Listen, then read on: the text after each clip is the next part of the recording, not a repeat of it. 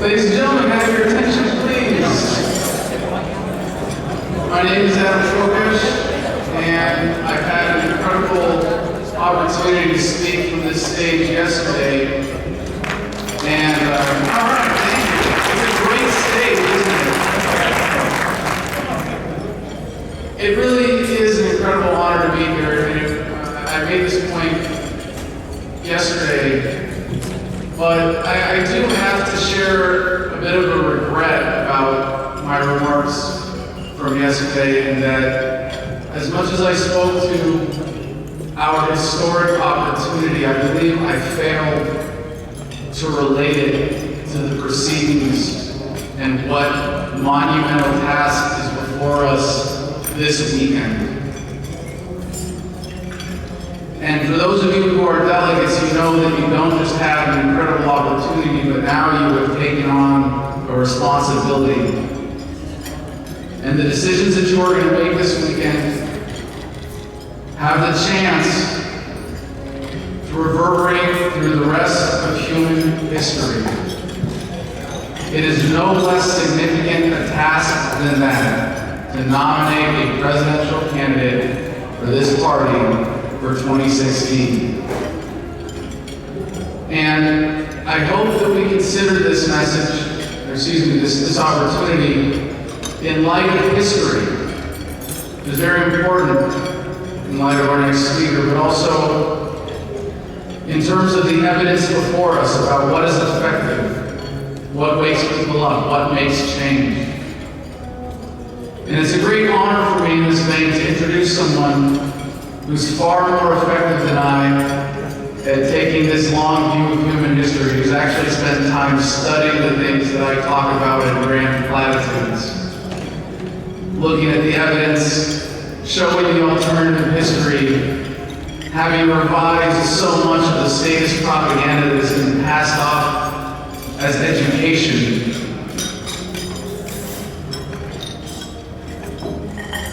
And Tom Woods, you all know, as one of the grand old wise men of this movement. He looks really young. It's not fair that I get to call him that, and he gets to look as young as he does. I feel like if you're going to say the things that Tom Woods says and speak from the perspective of wisdom that he has, he really should have like a 2-foot-long gray beard and a wizard hat or something. But Tom Woods, he has an undergraduate degree from Harvard, a Ph.D. from Columbia, New York Times best-selling author. Why did you put that down? You made me say the words New York Times from this stage. That's such a terrible metric of success, isn't it? You're relying on the New York Times for your credibility? No, okay, good. Obviously, Tom Woods has a lot more credibility than the New York Times does, certainly with this audience, I would hope. He's the host of the Tom Woods Show, and you can find him every weekday at tomwoods.com. And I hope that today you will pay particular attention to the implications of this message for the task that is before us this weekend, and really give him the honor that he deserves for the time that he has put in studying these issues and bringing this message to millions of people through his writing and through his work. Ladies and gentlemen, please give it up for Tom Woods.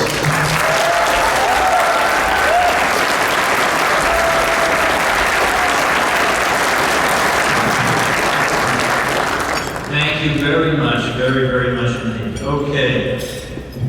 I got a lot to tell in a short amount of time, which to tell, so let's see.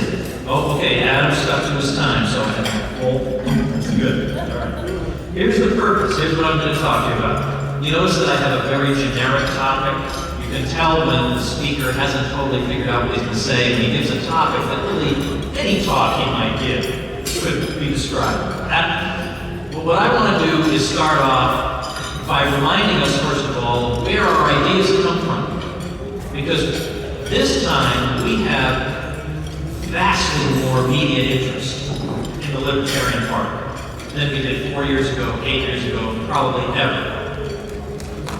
And you know, that's good. You can applaud that. That's good. But, and I say this not to insult our guests by by any means, but I would say that a lot of people in the media, perhaps even in the general public, certainly in academia and in politics, think we're crazy. That nobody could possibly believe the ideas we believe. Why, don't you know that we've tried untrammeled capitalism before? Like, we've heard this a million times before. If you had your way, we'd have child labor and kids having their limbs blown off and everybody earning 5 cents an hour. And the economy would be dominated by short men with white mustaches wearing a monocle, carrying around sacks of money with dollar signs on them.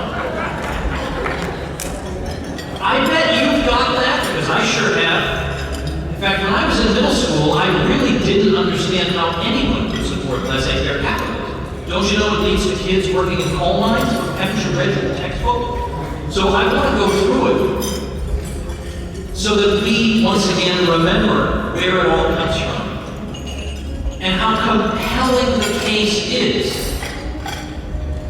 And then we're going to draw some implications of this, of who we actually are. Because I'll tell you something, there's a lot of talk among some libertarians that, we're sort of like the left and sort of like the right. Or we're fiscally conservative but socially liberal. That is a terrible description of libertarianism, because we are not wannabe conservatives and wannabe liberals. We are libertarians. We're not borrowing from either of these groups. We have our own venerable tradition of thought.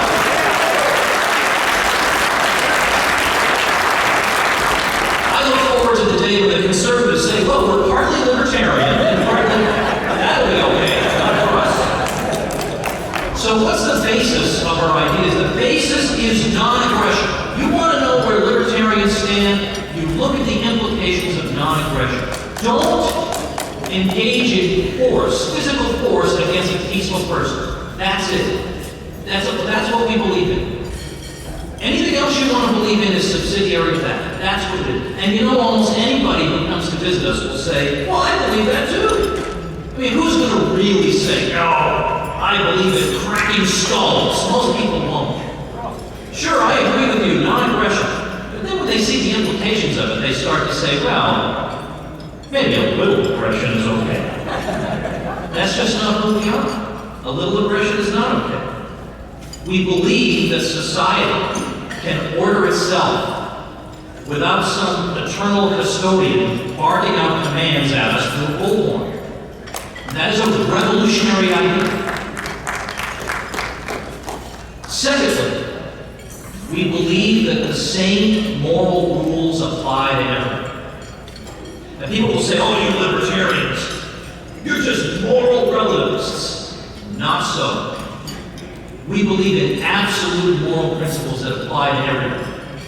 If I can't put you in a cage for consuming a product that I disapprove of, then some guy in a fancy uniform can't do it either. Same moral principle applies in both cases.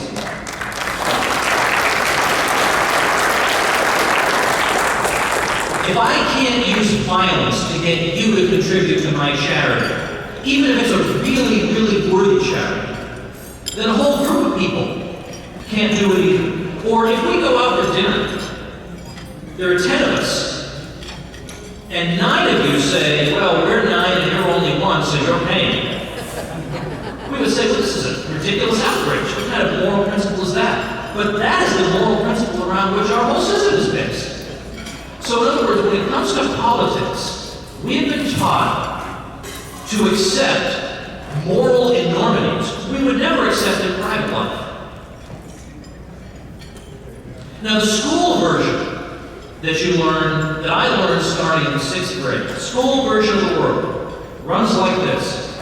If we did not have our wise custodians in charge of us, looking down benignly upon us, and fashioning wise laws and regulations for our own good, why, all of you here in this hall would be dying instantly of poisoned food.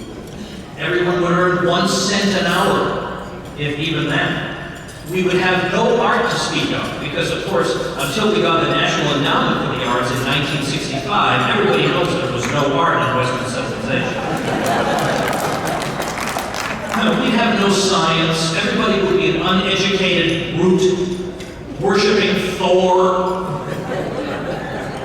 But thank goodness we have the government to rescue us from all these things. How could any believe in libertarian? Well, so I'm going to run through quickly because I have so much to tell you. I'm just run through quickly. When it comes to education, what was the most in the 19th century? All the way to the 19th century, what was the most literate society in the face of the world? It was Britain, that basically had only private education. That's not supposed to happen. That can't happen according to the media narrative. Unless we're spending, what, 25 grand per student? Is that what they're spending in Washington, D.C. now? Whatever it is, okay? And in England, they were more literate than they are in the District of Columbia. With no government funding. Or how about science? They think, oh, come on now. We can't be unreasonable. Even libertarians have to acknowledge that we need a gun in the ribs to take people's money to fund science, right? We know that. Can't have non-aggression there. Sometimes you gotta just be practical and something. Oh yeah? Well, guess what? Let's look at examples. It turns out that in the 19th century, you know how much money the British spent? Public money they spent on science? Zero. And who led the world in scientific discoveries and achievements? Of course, Britain. Meanwhile, who's spending money hand over fist? The French and the Germans. And they're way behind. Now, that's not something you learn in school. But I bet you, if it were the opposite, we would never hear the end of it. If the British had spent and spent and spent, and then they were the best, and the French and the Germans spent nothing and they lagged behind, we would never hear the end of all the moral lectures about how backward and stupid our dumb principles are. But when it turns out our way, crickets. Or how about poverty? Oh my goodness, libertarians don't care about poverty. Oh yeah? Oh yeah? Look at the 20th century. Look at the progress that was made against poverty. Poverty, by today's standards, in the year 1900 was at 95%. We were measuring it by the standards of today. 95%. By the time the federal government finally began doing much of anything about it, which was after the Great Society, and it was really Richard Nixon who started to fund the Great Society. And by the way, Richard Nixon indirectly created the Libertarian Party by being so terrible. So to indirectly acknowledge that, thanks for your tenderness. But at that time, when the government got involved, the progress against poverty, with poverty falling, began to plateau. Now again, imagine if it had been the opposite. Imagine you've been spending government money year after year and poverty fell, and then libertarians took over and we stopped winning this war on poverty. We would never hear the end of it. But when it turns out our way, crickets. Or I'll just give a quick example, safety, because apparently libertarians, we don't care about safety. We want you to drink a glass of water and die instantly. We want your computer monitor to explode in your face. We want a giant spike to come through your steering wheel, right through your skull. So I should say a brief word about this. There's so much more that can be said. I have a book, by the way. I have a book table on it. It's called Rollback. It has basically everything you've ever had to deal with, like you know, all these arguments. It's all in there in more detail. But take, for example, the National Highway Traffic Safety Administration started in the mid-60s-ish. And ever since then, the number of traffic fatalities per mile traveled has fallen 3.5% a year. They say, doesn't this go to show that thanks to the government you're getting safer? But you know what they don't bother to ask? What was the rate of decline before they started the safety system? 3.5% a year. Or OSHA, Occupational Safety and Health. My goodness, steel beams would be falling on your head if it wasn't for OSHA looking at me. Because just look at the numbers. After we started OSHA in the early 70s, we got workplace fatalities going down. But you know what they don't ask? What was the trend in workplace fatalities before we got OSHA? Do you think any of the media people have any idea what the answer to that question is? In fact, workplace fatalities and injuries were falling 70% faster before we even got OSHA. Nobody knows that. So this is what I mean. The case for our position is not that difficult to make. Because everybody can understand the basic moral principle of non-aggression. And anybody can understand these basic statistics about some of the areas in which we're supposedly weak, because supposedly we'd be weak on safety and so on and on. But it turns out we're not so weak on it. And when it comes to poverty. Well, what's been the trend in the development of markets around the world over the past 2 centuries? It's been the liberalization, the opening up of markets. And as markets have opened, poverty has fallen dramatically. Absolute poverty, which is a measure economists have been known to use, was at 85% in the year 1820. By the time you get to 1950, it's down to 50%. By the early 80s, it's down to 1/3. And by the beginning of this millennium, it was down to 18%. There has been more progress made against poverty in the past 50 years than the previous 500. We've never seen the absolute number and the percentage of people in poverty fall. At the very time that markets are being liberated around the world. Now, not as fast as they should be, and not as thoroughly as they should be, but more or less in the right direction. Now, this is the opposite of what we should expect if the media is correct. This should have been a disaster for everyone. And in fact, there's been so little acknowledgement. I mean, would you think there'd be one headline about this once in a while? If we're doing better against poverty than ever before in history, I'm telling you, if you were to ask 10 people on the street, how do you think we're doing against poverty? I would bet you at least 7 out of 10 would say it's worse than ever, right? I bet the Bernie Sanders people all think it's worse than ever. I bet any college graduate today thinks it's worse than ever. It's better than ever, and it's so much better, it's almost laughable. Nobody knows this. And incidentally, if you want to increase the standard of living, the formula we're being given is not to expand markets, it's to raise the minimum wage. So my old friend Walter Block said, just at a conference last week, he made an excellent point. He said, isn't it funny? We have people on the left who say they favor foreign aid for poor countries. And they also favor, in the United States, the minimum wage. Well, why don't we tell them, if it's that easy to make everybody richer, just tell those poor countries, you don't need any aid, just raise your minimum wage.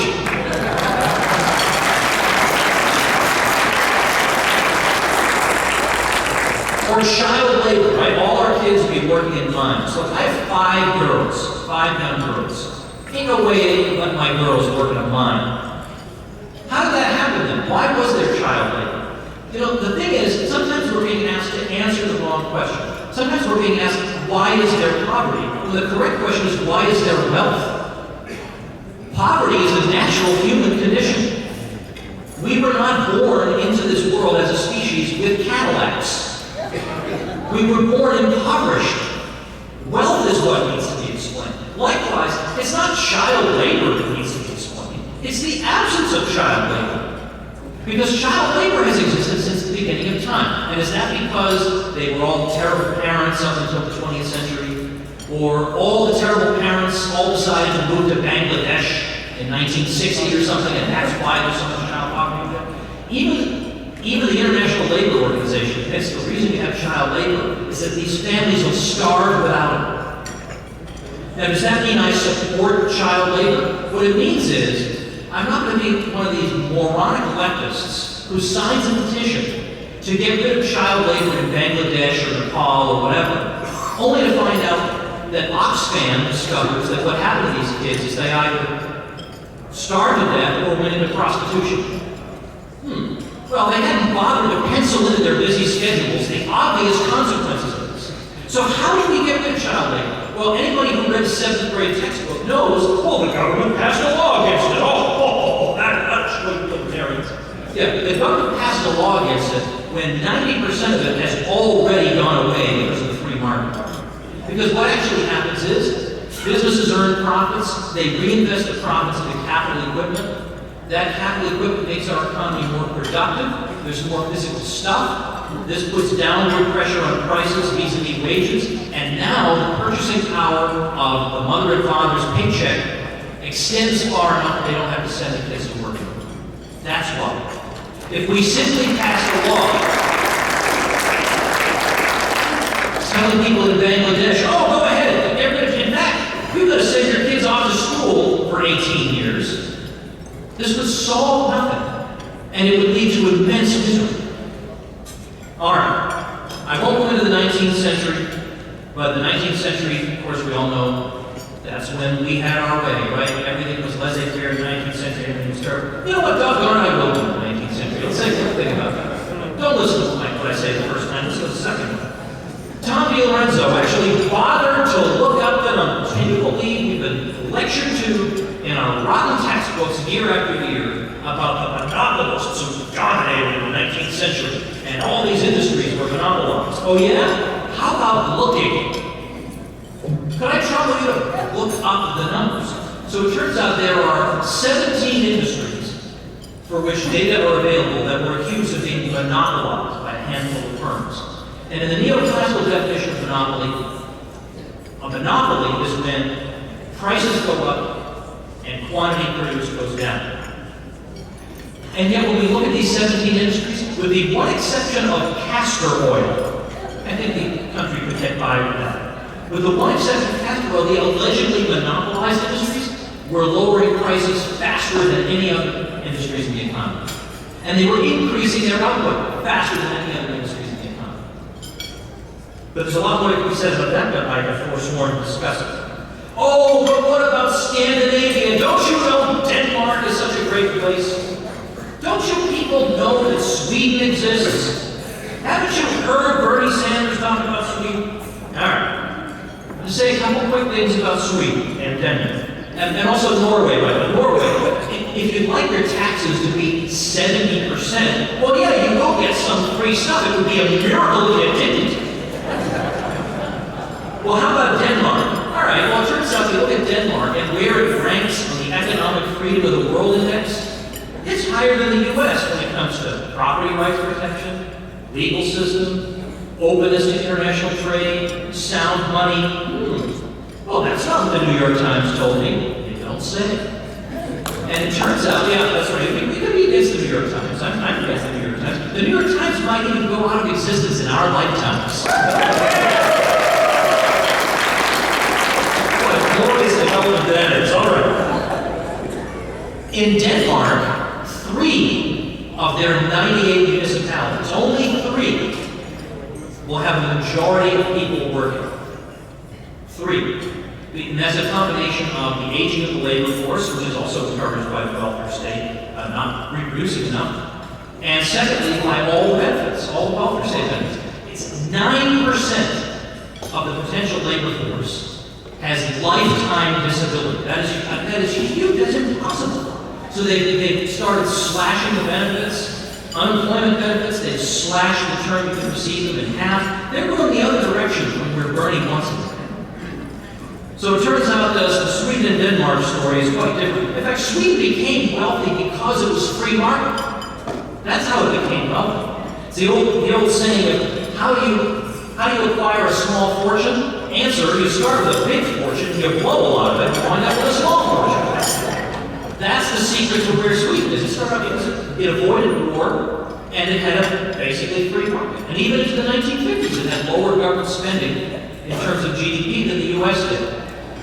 And then you got the welfare state. Yeah, it had built up the money that it would have to spend on that stuff. But by the mid-1990s, the number of net private sector jobs created in Sweden was 0. Yeah, and you know, I didn't read that in the New York Times either. So the libertarian case is pretty darn good. Pretty good. We're not crazy after all. Well, no.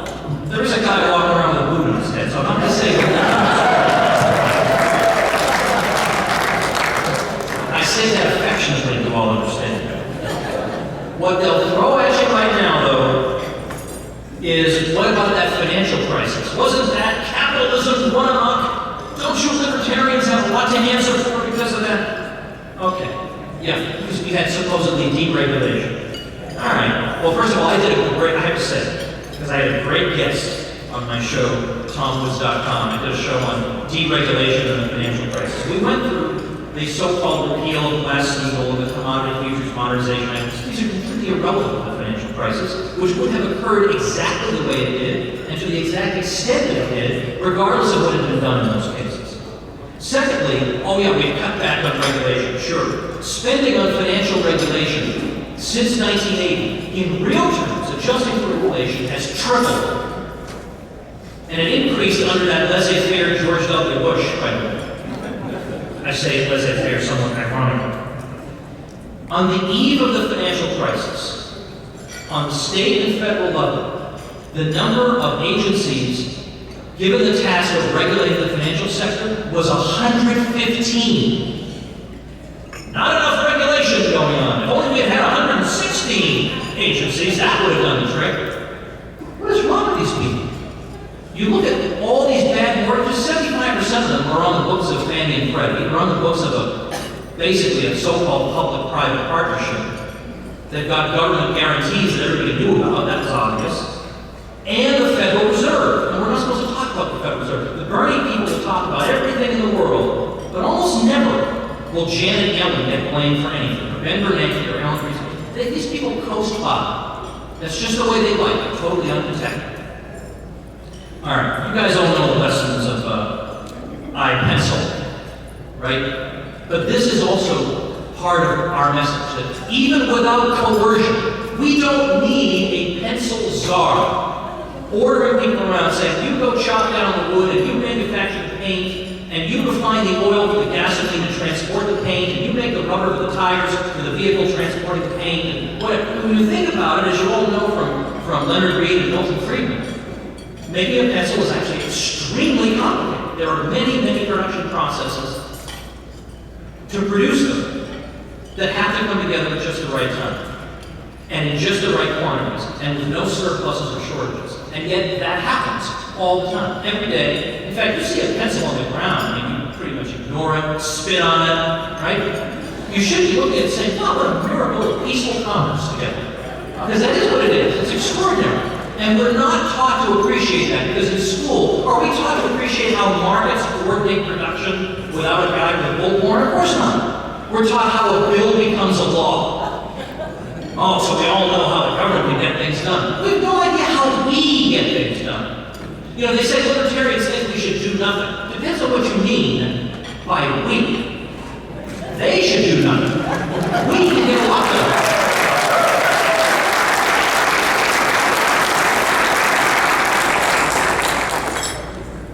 Prices are what make possible all this miraculous coordination. And prices emerge not by government dictates, but by the ordinary course of buying and selling. That gives rise to prices, which allows entrepreneurs to make calculations about resource allocation, what to produce and how to produce it, with what combination of factors of production. There is an infinite number of possibilities here to choose from. How would you choose if you didn't have freely created prices? This is a miracle. I mean, if you think it's boring that the abundance you see around you is created with no central direction, if you think that's boring, then yeah, maybe the Libertarian Party doesn't have much of it. But if you find this extraordinary, and even more extraordinary that nobody thought it was important enough to bother teaching you about it, then you're definitely in the right place. Now notice what I've just done here. I've talked to you about the basic principles of libertarianism. And I've talked to you about a whole bunch of things that follow from non-aggression. A tremendous achievement in bringing down poverty rates, in eliminating, not encouraging, but eliminating child labor. Progress that's been greater than we've seen in the so-called social democracies, in scientific achievement. And I've noted also that with sound money, now I have a whole book on this, but with sound money and without a Federal Reserve, we would not have had a financial crisis in 2008. We would have had financial stability.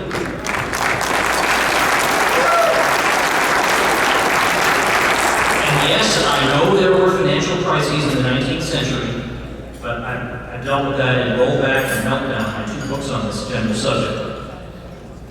But now notice in doing this, I did not have to borrow a little bit from the left and a little bit from the right. I didn't have to borrow from conservatism or borrow from liberalism.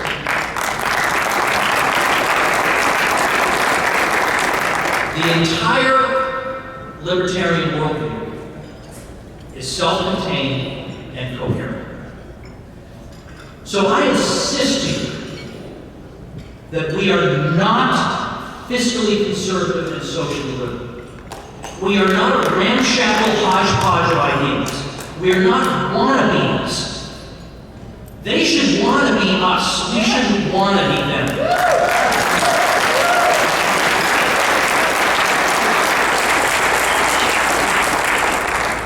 We hold the most principled and consistent set of political ideas I dare say, of any party, anywhere in the world, and we should be proud of it, and not run away from it, or sugarcoat it, or try to make it acceptable to people. And I say that not as somebody who doesn't want to reach out to people. All I do is reach out to people. I wrote a book on, I don't have it with me, but I wrote a book on an anti-war book with a guy from the left. Because I thought, well, he's against mass murder, and so am I. So that's a pretty good start for a collaboration and a friendship. And we did this anti-war book together. I'm perfectly happy to talk to anybody who will listen. I have converted many neoconservatives over to libertarianism, partly because I used to be one. I was a neoconservative. Yeah, I know this is being recorded, but people know this about me already. I grew up a neoconservative because I didn't have enough intellectual originality to think up libertarianism or to look for it. So I grew up thinking, well, I don't like Michael Kokesh. Some people remember Michael Kokesh. I'm not the only one. Don't applaud Michael Kokesh. I just wanted to know. Or, I didn't like Bill Clinton. So I thought, well, hey, I guess I support whatever the Republican Party supports.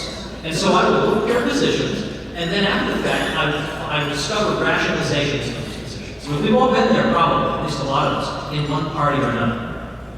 And then I discovered libertarianism. And it just blew my mind. It's like my head exploded. Wait a minute, hold on a minute. You mean to tell me that all of our political options are not exhausted by Clinton versus Bush? Are you telling me that? Now I'll tell you something, I'm sure you're like me. That people, when they hear that you are opposed to President Obama, they say, oh yeah, I'm sure Sean Hannity would be a lot better. Oh.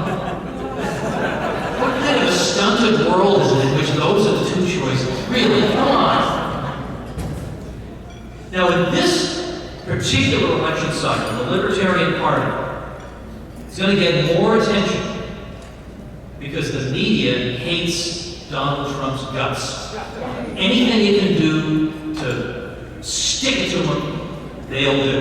So it's not so much that NBC reporters, let's say, are suddenly reading Murray Rothbard and Louis von Mises. Nothing would please me more if that were the case. But the question now is, with people looking to the Libertarian Party more than ever, and more inclined to give us a hearing, the question is, we have to ask ourselves, what do we want people to discover when they get there? In my view, one of the most important principles of marketing is product differentiation. So bear in mind product differentiation, and secondly, lessons from 2012, 2008, and 2016. These were election cycles in which there were big surprises. Obviously, Ron Paul was a big surprise. Nobody thought he would get millions of votes, and he did.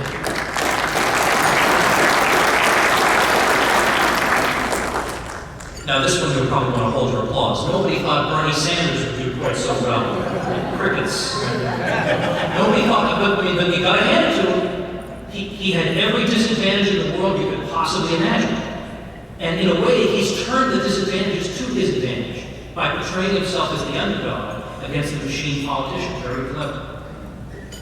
This year, we were all supposed to go out and vote for Jeb Bush.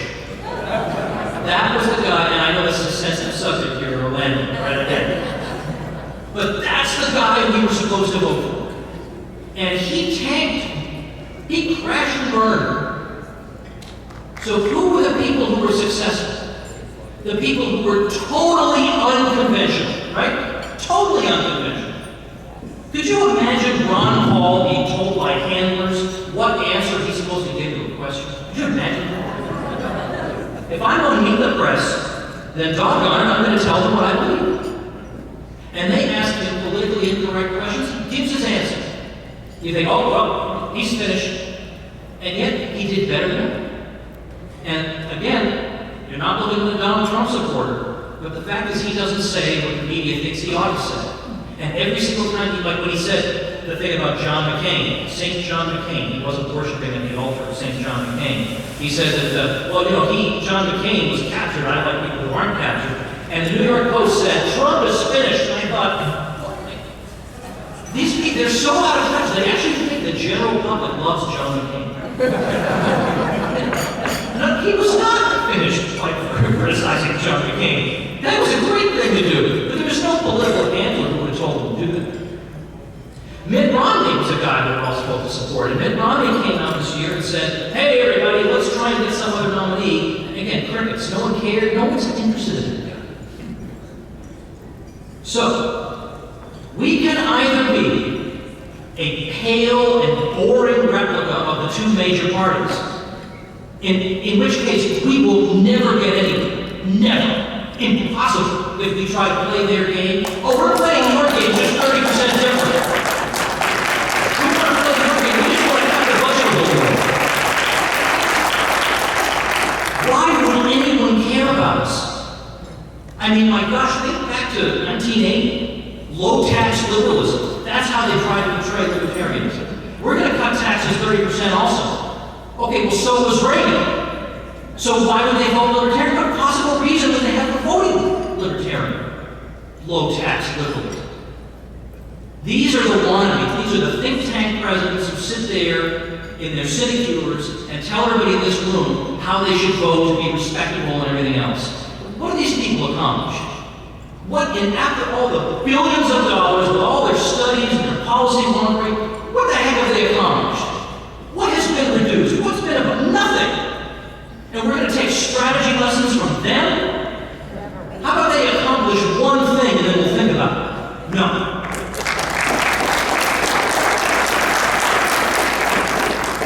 On the other hand, we can be radically and excitingly different and unlike anything people have seen before. That, and not sleep-inducing policy mongering, is what attracts attention and energy. That's why Bernie Sanders is doing well. Because he says things no one else has said. And that's why he got the young people. And Rand Paul didn't. He did not attract the young people. And we were all told his strategy is going to be great. He's going to get all those young people who are going to come out from the universities and vote for him in the Iowa caucuses. Okay, those people are no longer employed, but I hope they're never employed again. Or they're employed for my worst enemy. That strategy did not work at all. Pussyfooting around important issues. If people can't get a straight answer out of the Libertarian Party, then we might as well just close up shop.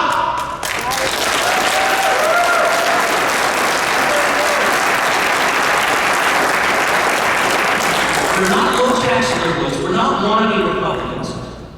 How about we just be libertarians for a change and let the chips fall where they may? No apologies. And by the way, as I say, I am very happy to work with anyone. But let's not fool ourselves that, oh, if we kiss up to the left, and say, hey, we're socially liberal, we're kind of like you. Has it been your experience that left liberals say to you, you know, you libertarians agree with me on some things, so I can respect your position? No, they say, no, you're all shills of the Koch brothers or whatever. That's what they say. So don't fool yourself. And, you know, I'm going to give you some harsh medicine here. Ann Coulter was right when she said libertarians are pansies.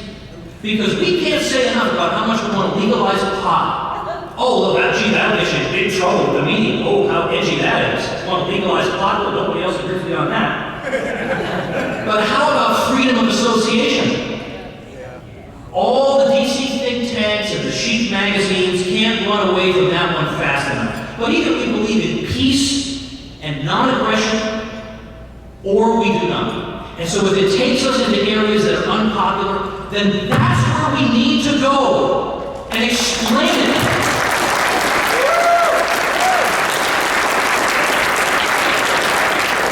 We convert people by being libertarians. That's how I've done it.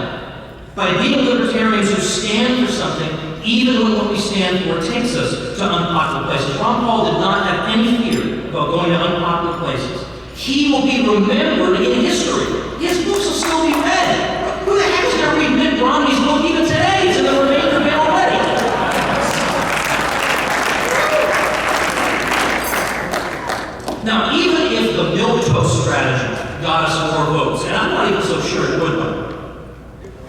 What would that be worth to us? That's the question. Ask yourself, especially when you've been working for years and years in the party. Is it worth it to us so that libertarians can hear equally boring drones who also say they want to cut the budget too? No one believes these pledges from anybody anymore. But they just want to smoke pot also.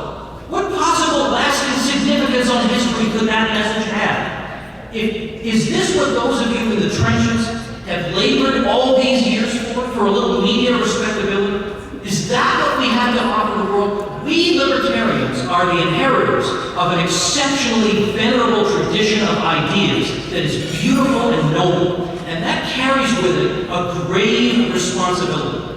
We must be true to that inheritance and not sell it out for a massive pottage. Forget the DC think tanks that urge us to think of ourselves as fiscally conservative, socially liberal. That sleep-inducing path is an insult to the libertarian tradition. We are not wannabe liberals and wannabe conservatives. We are radicals. We oppose the initiation of violence in social relations across the board. We oppose the empire and the warfare state. And even though it's embarrassing to the think tanks, we also oppose the Federal Reserve. These are think tanks who have the Fed chairman over to a cocktail party, and they're going to lecture us on the strategy. They can go screw themselves.